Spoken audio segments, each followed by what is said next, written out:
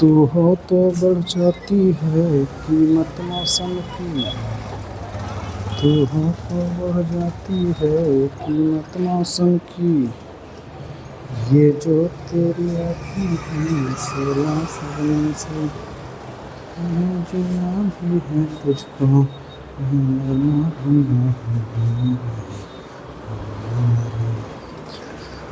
Hello दोस्तों, स्वागत है आपका अपने YouTube चैनल राही क्लासेस पे। तो कैसे हैं आप सब लोग? आशा करते हैं आप सब लोग बहुत ही अच्छे होंगे। वापस आ चुके हैं अपने हम जो है सीरीज नंबर 5 में। इससे पहले अपने जो है 4 सीरीजें कर लिया भैया, 4 सीरीज। आज हम धातु एवं अधातु की फिर से एक नई सीरीज लेकर के आ चुके हैं, ठीक, सीरीज नंबर 5। और आप लोगों को बता दें भैया कि हम जो है ऑप्शनल, यहाँ पर हमारी जो भी ऑनलाइन क्लास शुरुआत हुई है, यहाँ पर हम सारे बहुकल्पी कवर कर रहे हैं। जितने भी बहुकल्पी आपके पिछले 4 साल में आए हैं, एक एक क्वेश्चन आंसर्ड का आपके सामने है। और ठीक, आप अच्छे से काफी बेहतरीन तरीके से उन क्वेश्चनों को आप लोग कर रहे हैं भैया, ठीक है। बस केवल क्या है कि आप लोग हमारे साथ बने रहें, हर एक क्वेश्चन की अच्छे से आप लोग नोट्स बनाते रहें, ठीक। अगर नोट्स आप लोग बनाते रहेंगे तो फायदा आपका होगा, ठीक, रिजल्ट आपका अच्छा बनेगा, ठीक है। तो चलते हैं भैया हम आज के अपने क्वेश्चन पे।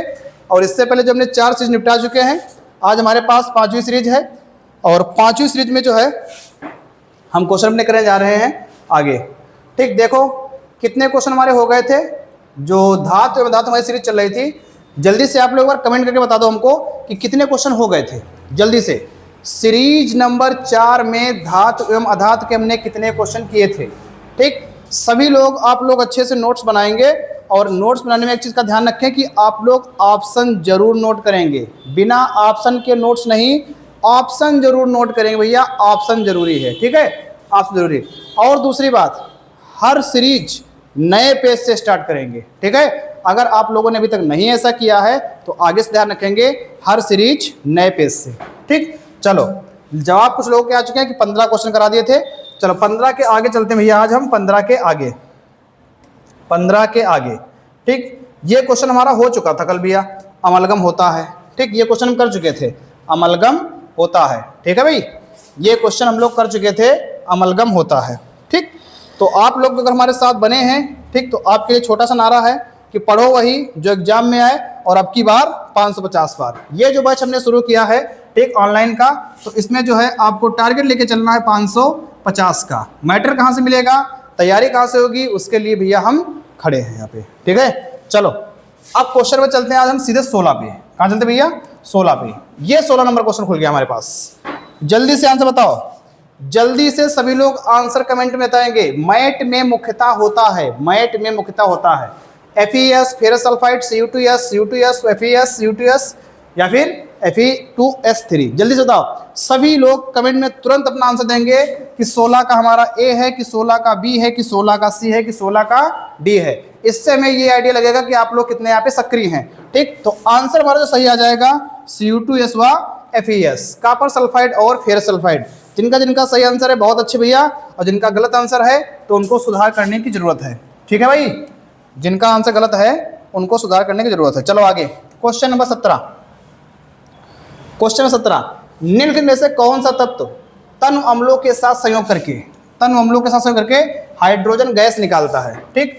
हमने कल भी बताया था कि हाइड्रोजन गैस वही तत्व निकालेंगे जो विद्युत रासायनिक श्रेणी में हाइड्रोजन से ऊपर होते हैं। जो भी तत्व विद्युत रासायनिक श्रेणी में हाइड्रोजन से ऊपर होते हैं वही निकालेंगे। तो यहाँ पर कौन हो जाएगा भैया? जस्ता हो जाएगा, जिंक हो जाएगा। कौन हो जाएगा भैया? जस्ता हो जाएगा, जिंक हो जाएगा, ठीक है भाई, जस्ता या जिंक। चलो क्वेश्चन नंबर 18, जल्दी से आप लोग क्वेश्चन पढ़िए, और क्वेश्चन पढ़ने के बाद सीधे इसका कमेंट बॉक्स में आंसर बताइए जल्दी से। 18 नंबर, कार्बोनेट अयस्क की सीमित वायु में उच्च ताप तक गर्म करके ऑक्साइड प्राप्त करने की क्रिया को क्या कहते हैं? जल्दी से बताओ भैया, जल्दी से। निस्तापन, भर्जन, प्रगलन, अयस्क का सांद्रीकरण। क्या आंसर हो जाएगा भैया हमारे पास? निस्तापन हो जाएगा। क्या हो जाएगा भैया? निस्तापन। बहुत अच्छे सभी लोग, बहुत अच्छे, बहुत अच्छे। बाह्यतम कोश में 7 इलेक्ट्रॉनों वाला तत्व है। बाह्यतम कोश में आपसे पूछा गया है भैया कि 7 इलेक्ट्रॉनों वाला तत्व कौन सा है? 7। जिसकी बाह्य कोश में 7 इलेक्ट्रॉन होते हैं वो धातु होगा कि अधातु होगा कि जो है उपधातु होगा। जिनकी बाह्य कक्षा में 1, 2, 3 इलेक्ट्रॉन होते हैं तो भैया उन्हें हम क्या कहते हैं? धातु कहते हैं। जिनकी बाह्य कक्षा में 5, 6, 7 इलेक्ट्रॉन होते हैं तो उन्हें हम क्या कहते हैं भैया, उन्हें हम अधातु कहते हैं। ठीक है भैया, उन्हें हम अधातु कहते हैं। तो यहाँ पर बात 7 की गई है, तो आंसर कौन सा आ जाएगा हमारे पास, अधातु आंसर हमारे पास आ जाएगा। ठीक है भाई, यहाँ पर जो हमारे पास आंसर है वो अधातु आ जाएगा। चलो आगे, क्वेश्चन नंबर 20। क्वेश्चन नंबर 20, निम्नलिखित में से कौन अधातु है? निम्नलिखित में से कौन अधातु है? Cr है, Fe2+ है, हीलियम है, Hg है। कौन आपको बताना है कि अधातु है। ठीक, तो यहाँ पर हमारा आंसर कौन सा आ जाएगा भैया, हीलियम हमारे पास क्या है, हीलियम हमारे पास अधातु है। ठीक है भैया, हीलियम क्या है हमारे पास, हीलियम हमारे पास भैया अधातु है। क्वेश्चन नंबर 21, धातुओं के लिए कौन सत्य नहीं है? लिखा है धातुओं में चालकता का गुण पाया जाता है, बिल्कुल सही है। ठीक, अगर हमारे पास ये लोहे की वस्तु है, इसको अगर हम एक सिरा ये वाला गर्म करेंगे तो इसका ये वाला भी सिरा गर्म होने लगेगा, मतलब इसमें उष्मा का क्या हो रहा है, चालन हो रहा है। अगर ये लोहे का है तो अगर हम ये वाले सिरे पर करंट लगाएंगे तो इसका ये वाला सिरा भी क्या हो जाएगा, करंट लगेगा इस पर। ठीक, तो मतलब कहेंगे कि इसमें जो है विद्युत का, इसमें क्या हो रहा है, विद्युत का चालन भी हो रहा है। ठीक, धातुओं में चालकता का गुण पाया जाता है, बिल्कुल सही है। धातुओं में इलेक्ट्रॉन त्यागने की प्रवृत्ति होती है, बिल्कुल ठीक। धातु में धन आयन बनाती, अगर इलेक्ट्रॉन त्यागेंगी तो धन आयन बनाएंगी, अगर इलेक्ट्रॉन ग्रहण करती तो ऋण आयन बनाती, ये भी सही है। ठीक, ये हमारा जो गलत हो जाएगा।